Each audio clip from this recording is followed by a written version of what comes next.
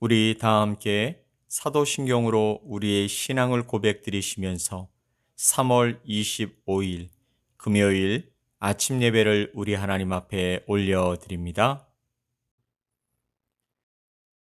나는 전능하신 아버지 하나님, 천지의 창조주를 믿습니다. 나는 그의 유일하신 아들, 우리 주 예수 그리스도를 믿습니다. 그는 성령으로 잉태되어 동정녀 마리아에게서 나시고 본디오 빌라도에게 고난을 받아 십자가에 못 박혀 죽으시고 장사된 지 사흘 만에 죽은 자 가운데서 다시 살아나셨으며 하늘에 오르시어 전능하신 아버지 하나님 우편에 앉아 계시다가 거기로부터 살아있는 자와 죽은 자를 심판하러 오십니다. 나는 성령을 믿으며 거룩한 공교회와 성도의 교제와 죄를 용서받는 것과 몸의 부활과 영생을 믿습니다. 아멘.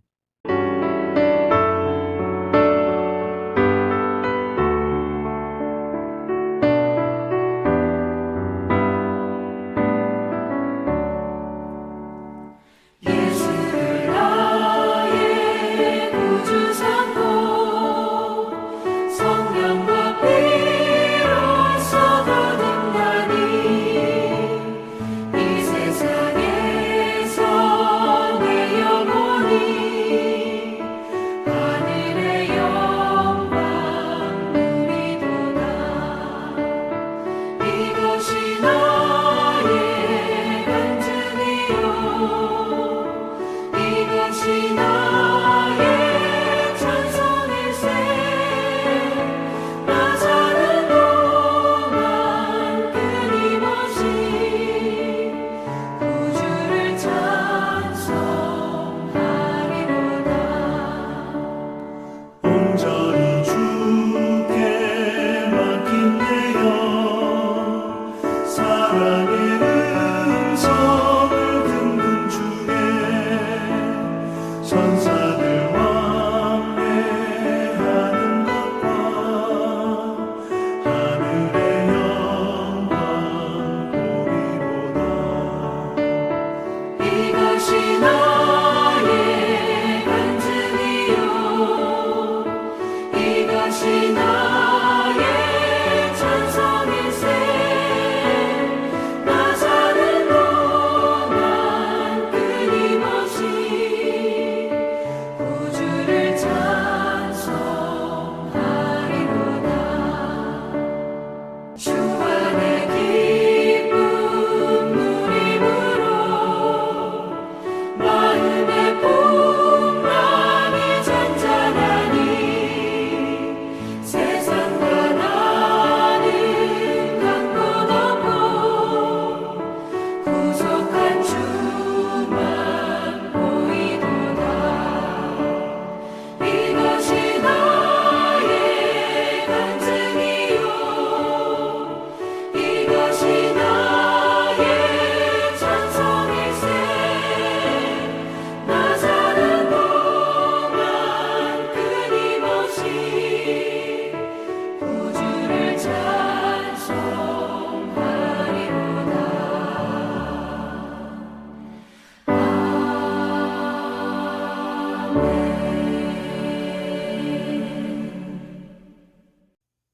오늘 함께 보실 하나님의 말씀은 사도행전 22장 14절로 21절 말씀입니다. 사도행전 22장 14절로 21절 말씀을 우리 함께 보겠습니다.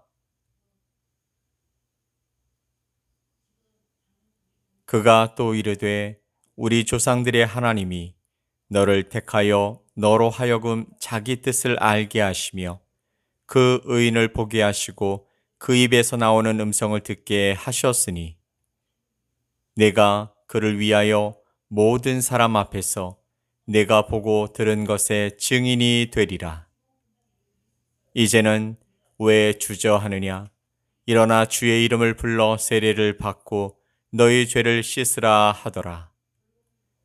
후에 내가 예루살렘으로 돌아와서 성전에서 기도할 때의 황홀한 중에 봄에 주께서 내게 말씀하시되 속히 예루살렘에서 나가라. 그들은 네가 내게 대하여 증언하는 말을 듣지 아니하리라 하시거늘 내가 말하기를 주님, 내가 주를 믿는 사람들을 가두고 또 각 회당에서 때리고 또 주의 증인 스데반이 피를 흘릴 때에 내가 곁에 서서 찬성하고 그 죽이는 사람들의 옷을 지킨 줄 그들도 아나이다. 나더러 또 이르시되 떠나가라. 내가 너를 멀리 이방인에게로 보내리라 하셨느니라. 아멘. 바울은 예루살렘에서 결박과 환란이 기다린다는 예언을 들었지만 한사코 예루살렘에 들어왔습니다. 자신의 동족인 유대인들이 복음을 알게 되기를 고대했기 때문이죠. 유대인들은 그러한 바울의 사랑은 아랑곳하지 않았고 바울을 잡아 죽이려고 시도했습니다. 소동이 일어났다는 소문을 듣고 출동한 천부장과 로마 군대에 의해서 죽을 위기를 넘긴 바울은 천부장에게 청하여 군중들에게 말할 기회를 얻게 됩니다. 바울이 유대인들을 얼마나 사랑했는지를 엿볼 수 있는 대목이죠. 전도는 의무이기도 하지만 사실 그보다는 사랑입니다. 사랑이 없는 전도는 생명을 얻기 힘든 것이 사실입니다. 바울은 손짓하여 군중들을 조용히 시킨 다음에 자신을 죽이려고 소동을 일으켰던 유대인들을 향해서 그들을 부형들아라고 부르면서 자신이 그들의 형제요 동족임을 상기시켰습니다. 군중들은 바울이 죽음의 위기에서 목숨을 건져놓고도 몸을 숨기지 않고 오히려 층대에 서서 말하는 것에 적잖이 당황했을 것입니다. 그래서 바울이 손짓하자 잠잠해졌습니다. 바울이 히브리어로 말하자 군중들은 더욱더 조용해졌습니다. 헬라파 유대인들은 주로 헬라어를 구사했지만 히브리어에 능하지 못했습니다. 그런데 바울이 능란한 히브리어로 말하자 그의 말에 귀를 기울였던 것입니다. 바울은 유대인들 앞에서 말하고 있기 때문에 자신도 유대인이라고 밝히고 있습니다. 바울은 길리기아 다소 출신이었죠. 다소는 아테네, 알렉산드리와 더불어서 로마 제국 내 교육의 3대 도시 중 하나였습니다. 다소 출신이라는 말은 자신이 배울 만큼 배운 사람이라는 것을 말해 주는 것이었습니다. 그리고 그는 가말리엘 문화에서 공부했습니다. 그는 어린 시절부터 엄격하게 율법 교육을 받았다라는 것이죠. 가말리엘은 당대 최고의 율법 학자였기 때문에 바울이 받은 율법 지식은 현재 율법을 모독했다라는 이유로 바울을 죽이려고 하는 사람들 중에 그 누구에게도 뒤처지지 않았으며 율법의 의로도 결코 밀리지 않았습니다. 사실 유대인들이 바울을 죽이려고 하는 것은 하나님에 대한 열심 때문이었습니다. 그러나 하나님을 향한 열심으로도 바울은 결코 그들보다 못하지 않은 사람이었습니다. 그가 그리스도인이 되기 전에는 스스로 예수 믿는 사람들을 핍박했었고 스데반의 처형에 동참했던 사람이기도 했기 때문입니다. 자기 열심으로 가득 찬 유대인들 앞에서 자기 스스로 유대인일 뿐만 아니라 그 어떤 유대인에게도 뒤처지지 않는 율법의 지식과 행위와 의와 열심을 가졌던 자임을 바울은 스스로 고백하고 있는 것이죠. 이 모든 간증들은 유대인들의 관심을 사기에 충분한 것이었습니다. 그의 이야기를 듣던 유대인들은 그 누구보다도 율법에 철저했던 율법주의자요 예수의 핍박자였던 바울이 어떻게 해서 예수님을 믿게 되었는지 궁금하게 되었을 것입니다. 그래서 그는 다메섹으로 예수 믿는 자들을 잡아 옥에 가두기 위해 떠났던 이야기를 꺼냈습니다. 그렇게 갑자기 하늘로부터 큰 빛이 바울을 둘러 비추고 하늘로부터 음성이 들렸고 바울과 함께 가던 사람들은 그 빛은 보았지만 소리는 듣지 못했다라고 말합니다. 하늘에서 바울에게 들리는 음성은 바로 예수님의 음성이었습니다. 예수님의 음성이 들렸다라는 말은 예수님께서 살아있다라는 것을 증명하는 것이었죠. 바울은 거기서 부활하신 예수님을 만났다고 고백하는 것입니다. 그는 빛으로 인해서 앞을 볼 수 없었으며 사람들의 손에 의해서 끌려 다메섹으로 들어갔다라고 말합니다. 그는 혼자서는 앞을 볼 수도 없고 또 원하는 곳으로도 갈 수가 없는 영적 소경된 상태였던 것입니다. 그런 바울을 예수님께서는 만나 주셨고 또 구원해 주셨고 또 주의 증인으로 삼아 주셨던 것이죠. 바울의 삶은요, 예수님을 믿기 전과 믿은 후의 삶에 완벽한 반전이 있는 삶이었습니다. 예수님을 만나기 전 그는 예수를 핍박하는 죄인 중에 괴수였습니다. 그러나 예수님을 만나고 나서는 예수님을 위해 자신의 생명을 조금도 귀하게 여기지 않는 증인이 되어 살았습니다. 그가 그렇게 된 데에는 극적으로 예수님을 만난 체험도 있었지만 예수 그리스도로부터 받은 소명 때문이었던 것입니다. 그 소명은 우선 아나니아를 통해 전해졌습니다. 아나니아는 율법을 따라 경건한 사람으로 그 지역의 모든 유대인들에게 존경을 받는 사람이었죠. 그런 그가 바울을 찾아와 눈이 먼 바울의 눈을 열어주었습니다. 아나니아는 또한 바울을 예수님께서 증인으로 부르셨다라는 주님의 부르심, 즉 소명을 전달해 주었습니다. 훗날 예수님은 바울에게 직접 나타나서 이것을 다시 확인해 주셨습니다. 바울이 예루살렘 성전에서 기도하고 있을 때 예수님께서 환상 가운데 나타나 바울을 이방인을 위한 그릇으로 부르셨다라고 말씀해 주신 것입니다. 사실 바울은요, 이방이 아닌 예루살렘에 머물면서 동족들에게 복음을 전하기 원했습니다. 그는 자신이 유대인을 사랑해서 유대인들에게 복음을 전하기 원했지만 이방인에게 복음을 전하라는 것이 예수님의 명령이었음을 말씀하고 있는 것입니다. 예수님께서는 유대인들이 복음을 받아들이지 못할 것을 아셨기 때문에 바울에게 속히 예루살렘을 떠나라고 명령하셨습니다.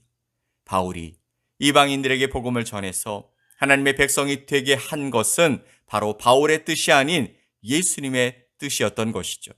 사실 예수님을 믿은 이후의 바울의 삶은 완벽히 예수님께 드려진 삶이었습니다. 이전에 누렸던 그 모든 것이 바울에게는 더 이상 의미가 없는 것이었고 하나님의 뜻만이 중요한 존재가 되었던 것이죠. 자기 의도, 자기의 열심도 목숨처럼 여겼던 율법주의적 삶도 교만도 모두 내어버립니다.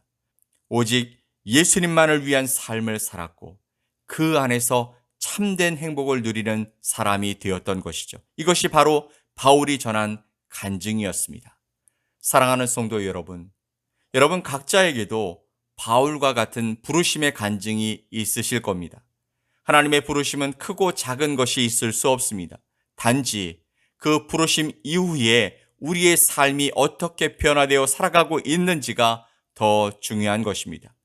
예수님 때문에 변화되어 여러분이 행하고 있는 삶이 무엇입니까? 말씀을 붙들고 내 삶에서 예수 그리스도의 향기가 나도록 빛과 소금된 삶을 살아가고 계십니까?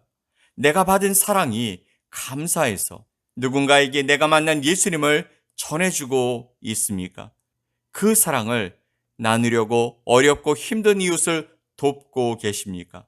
또한 다음 세대를 하나님 앞에서 양육하기 위해 애쓰고 계십니까?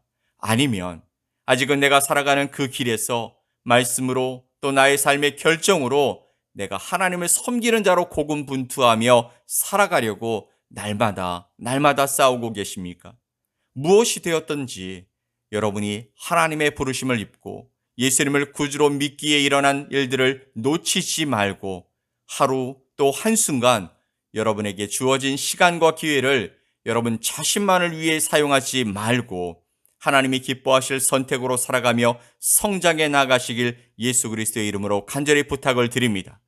오늘도 여러분 가운데 많은 도전과 유혹이 있겠지만 그것은 결국 여러분을 세우시고자 주시는 하나님의 테스트이기도 합니다. 여러분 승리합시다. 우리 주님이 응원하고 계십니다. 그래서 바울처럼 아니 그 이상의 간증이 우리를 통해 세상에 들려지는 복된 인생의 주인공이 되시길 예수 그리스도의 이름으로 간절히 축원드립니다. 아멘. 우리 함께 기도합시다. 우리를 사랑하셔서 세상 가운데서 불러주신 하나님 아버지 감사합니다. 날마다 내 삶의 주인이 되셔서 동행해 주시는 예수님 또한 감사합니다. 그리고 능력으로 또 세미한 음성으로 내 삶의 빛으로 인도하시는 성령님 감사합니다. 날마다 깨어 주님을 바라보고 주어진 삶을 주와 함께 아름답게 만드는 우리 모두가 되게 하여 주옵소서. 바울처럼 또한 바울보다 더 귀한 간증의 주인공으로 살아갈 수 있도록 오늘도 주님만 붙들고 살아가게 하여 주시옵소서. 감사드리며 예수 그리스도의 이름으로 기도 올리옵나이다. 아멘. 하늘에 계신 우리 아버지여, 이름이 거룩히 여김을 받으시오며 나라가 임하시오며 뜻이 하늘에서 이루어진 것 같이 땅에서도 이루어지이다.